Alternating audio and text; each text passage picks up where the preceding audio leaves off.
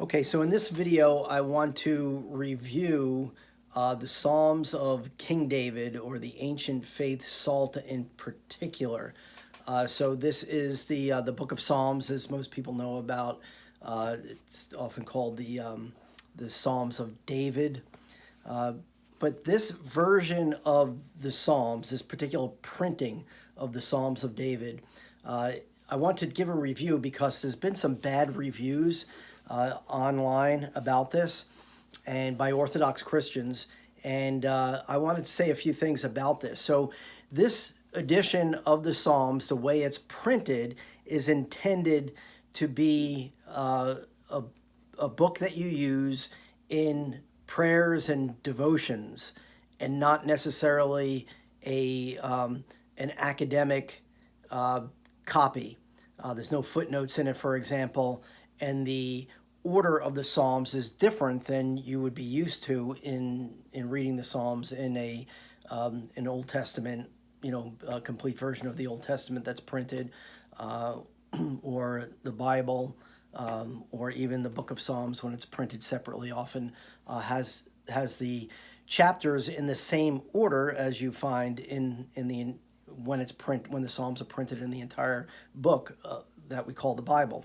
But this edition of the Psalms is printed and for the purpose of prayer and devotion and reading, without being an academic study. There's no footnotes, like I said, but the order of the Psalms are printed according to the ancient tradition of the Orthodox Church, as the Psalms are used on a daily basis for prayer. And so for the most part, the Psalms are in order, but a few of them are not, because for whatever reason, the ancient church decided that the Psalms should be read in a prayerful way in a certain order, and not necessarily from chapter 1 all the way to chapter 150 in exactly consecutive order. Most of the time it is, but there's a section of it that is kind of read at the end of the week, but it's from a section that would be earlier in the Book of Psalms, and then that earlier section is read at the end of the week. So as I just described, that implies a very important point, and I'll make that very clearly. The Book of Psalms is divided in such a way that the entire Psalter should be read or prayed in 7 days. So there are 7 sections. Actually, there's not exactly 7 sections, but there's 20 Kathisma is what it's called. And although it doesn't say in here, I was going to show you that word. But each Cathisma is divided up into 3 stasis. So there are 20 Cathisma. 3 Cathisma are read every day, except Sunday. There's 2 Cathisma, I believe, on Sunday. And I hope I'm correct about that. I believe I am. I'm just looking at the Vespers and the Matins readings. But I don't want to get into the weeds about that. But you can see from the table of contents very clearly that it tells you where to read every day. And that the headings, for example, Kathisma 7, Stasis 2, is Psalm 150. And you can see in parentheses Psalm 49. So just as a footnote or as a side note, the Septuagint, or the ancient Orthodox printing or numbering of the Psalms, is slightly different than the numbering of the Psalms that are usually found in Bibles that are printed by Protestant churches. So, but the content is the same. It's just the numbering of the chapter numbers, which we all know are not necessarily inspired, and it's just a convenient way of dividing up the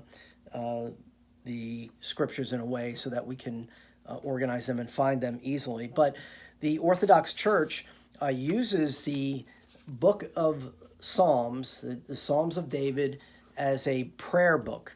And so I've been making attempts to use this book, this Psalter, on a daily basis, and read from the Book of Psalms and use it as it was intended by the ancient church, which of course is from a Christianity came out of a Jewish, ancient Jewish background, and Jesus claimed to be the Messiah, which the book of Psalms teaches about the Messiah, and Jesus fulfills many of the prophecies that are in the Psalms of David.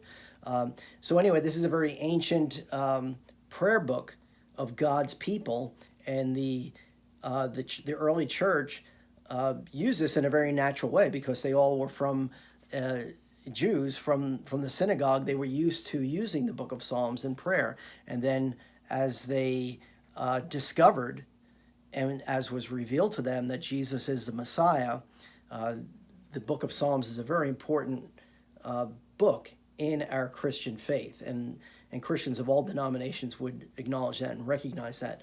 But in particular, the Orthodox Church uses the book of Psalms as a prayer book. So this printing of the Psalms of David is very important, a very good version for devotional purposes and prayer purposes. But it will absolutely confuse you to no end if you want to look up a chapter and verse and try to find it in any kind of an order. For the most part, you'll be able to find it, but the verse numbers are not even in here. It's just the chapter numbers is all you find if you flip through the book, and then you'll get to a point where suddenly the chapter numbers are off. You go from one chapter to another chapter that is not in consecutive order. So it will absolutely confuse you if you buy this book and try to use it as a study guide or as a reference. You're not going to be able to pick up this book and easily find chapter and verse of your favorite Bible verse in the book of Psalms. But if you want a book that's used as it was intended as a prayer book in the Orthodox Church, this is a great book to have. So I just wanted to bring my perspective to this whole issue because I've seen negative comments of Orthodox Christians and maybe non-Orthodox Christians that have bought this, and it doesn't meet their expectations because people expect this to be just the book of Psalms as is in their Bible, but just in a separate printing. But it's actually printed as I've described in a different order without the verse numbers, without footnotes. So very difficult to navigate if you use it for that purpose, but very practical. And the book of Psalms and this version of the book of Psalms is intended to be something that you experience in your spiritual life and not use as an academic book to study chapter and verse and word studies and all this sort of thing. So anyway, thumbs up to the publishers. There's a few things I don't like about this, but I'm not even going to mention it because they're very minuscule and not worth mentioning. They're just some small points that I don't care for necessarily, or improvements that could be made, but that does not in any way diminish the value of this book as a prayer book for Orthodox Christians.